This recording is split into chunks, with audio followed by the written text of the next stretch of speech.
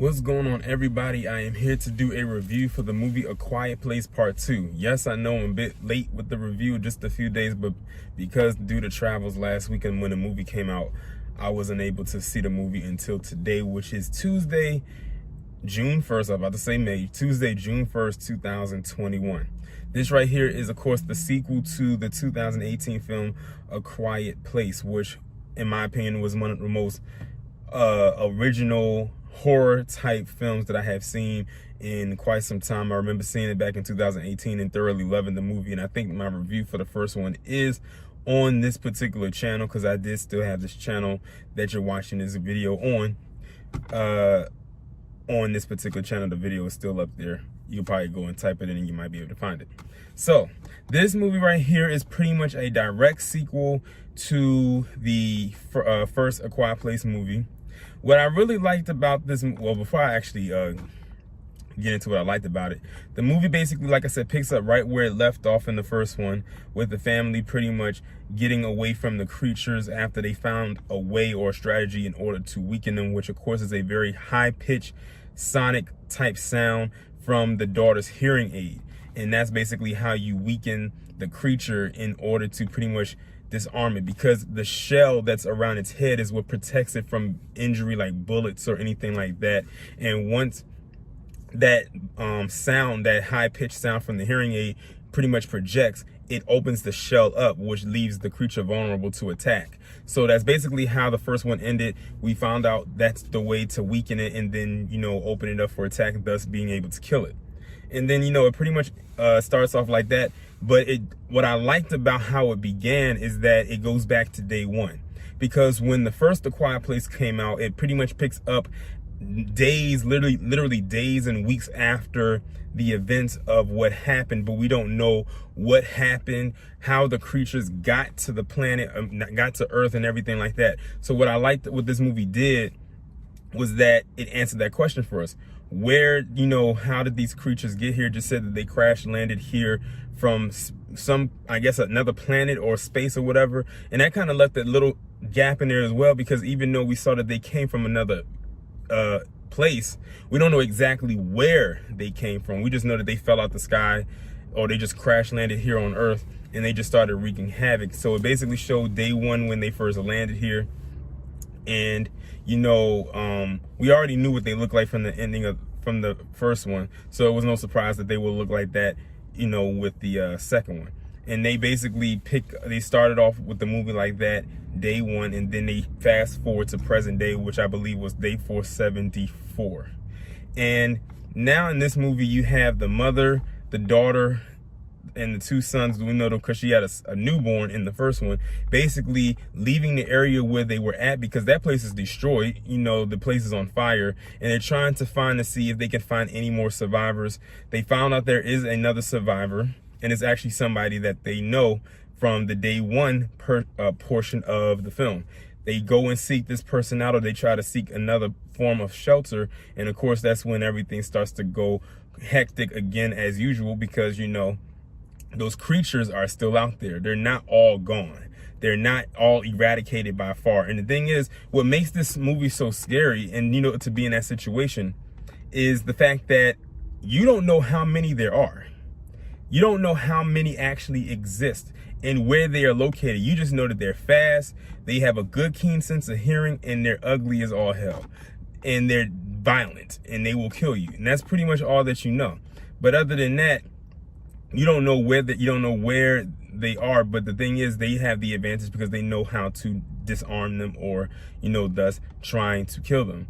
So eventually they run into a family friend who was basically hiding out in, you know, in a particular location. He pretty much had that whole area. I don't want to say it was an abandoned warehouse. It looked like an abandoned warehouse that he just pretty much hooked up for himself in order to hide from these particular creatures. And what I like also too about this franchise, because now it's basically become a franchise, is we also don't know what the name of these things are.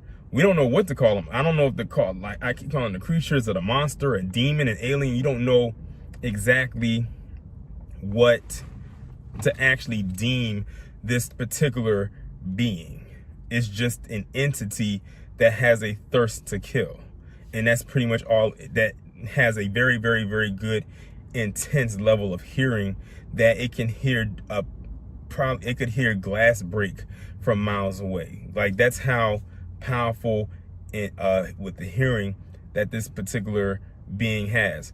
I like that they also showed and displayed that without giving anything away, that this being, while that intense sonic sound has a strong weakness for it, it also discovered that this thing also has another weakness. If you remember back in the first one, and it's not so much of a spoiler, you remember how the dad took the son to a waterfall to allow him and his son to just have a conversation because the water drowns out the sound for the creature.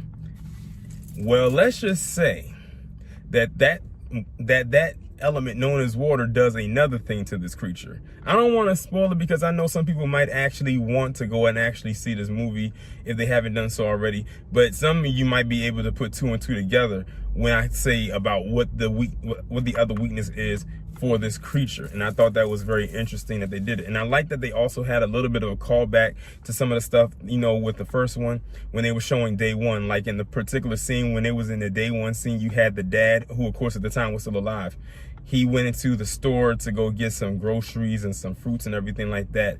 And then when he was in the shop, when he's walking in the aisle, you see the little toy that the son was playing with that eventually got him killed in the beginning of the first one, with that little plane or that little toy that made noise. And I was like, oh, that's the toy that the little boy was playing with that made noise that caused the creature to hear him, and he came and literally scooped him up right there in the beginning of the movie, and nobody saw that coming.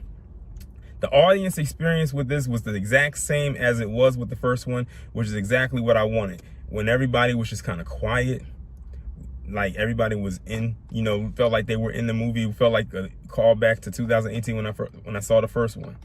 Everyone was quiet. They had the jump scares and everything. And I will say this, every time those creatures came on screen and they kind of latched out at you, that was an automatic jump scare. So I would say that this movie definitely gets a very high grade level for jump scares because it knows how to do it correctly.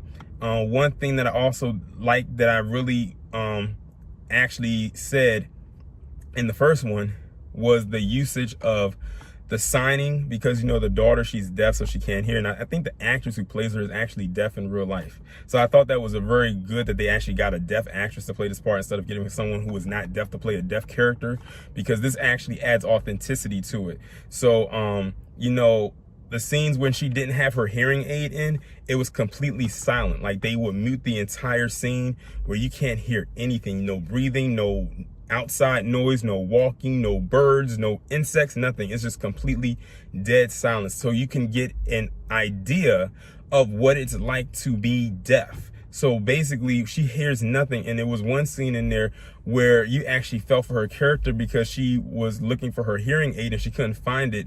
And she was like, kind of like looking everywhere for it, and we're sitting in the audience like, oh, please don't make too much noise. But then you have to think, in her position, she can't hear anything. So she could be making all the noise in the world and she wouldn't even know. And then I was like, okay, so I like how, you know, they did that particular scene right there. The movie did a lot of things right when it came to stuff like that. Like, it's attention to detail. That's one thing I like when it comes to this. And the thing is, you can tell that this movie, I wonder how much pages of dialogue they had with this movie, because it wasn't a lot of dialogue. Not that it needed any dialogue, because the movie's called A Quiet Place, so they don't need to do a bunch of talking. There was a lot of signing, there was a lot of quiet noises. It wasn't that much dialogue. I would not be surprised if it was probably about 50 or a little over 50 pages worth of dialogue, meaning people were talking and you could hear them talk. Yeah, some people were mouthing words and everything like that, but it wasn't a lot of dialogue, which I like, because that's the point, is to be quiet. That's the whole point of the film. I'm curious though if anyone can find out how many pages of dialogue this movie had, because I think I asked that same question in my review for the first movie.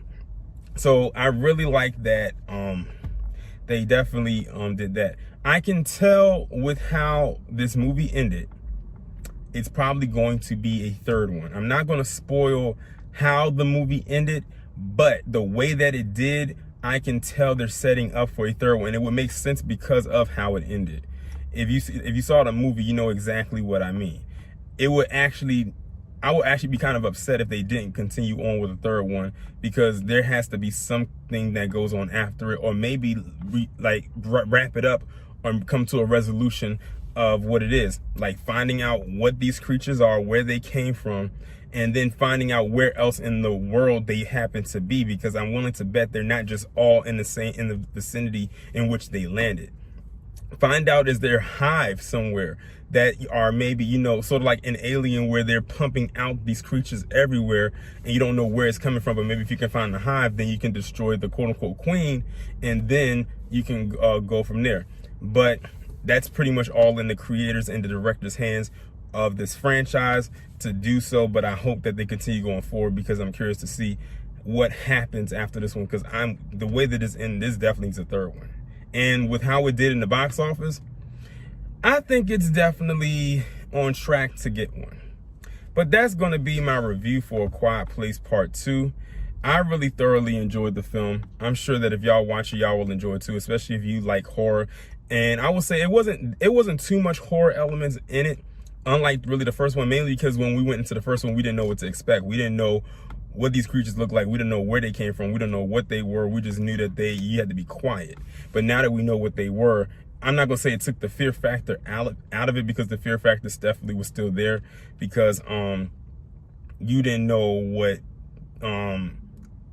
the other survivors were going to be, because there were more survivors, there were more people involved in this movie. There was one scene in particular, I'm not going to say which one it was, that I really, really, really enjoyed.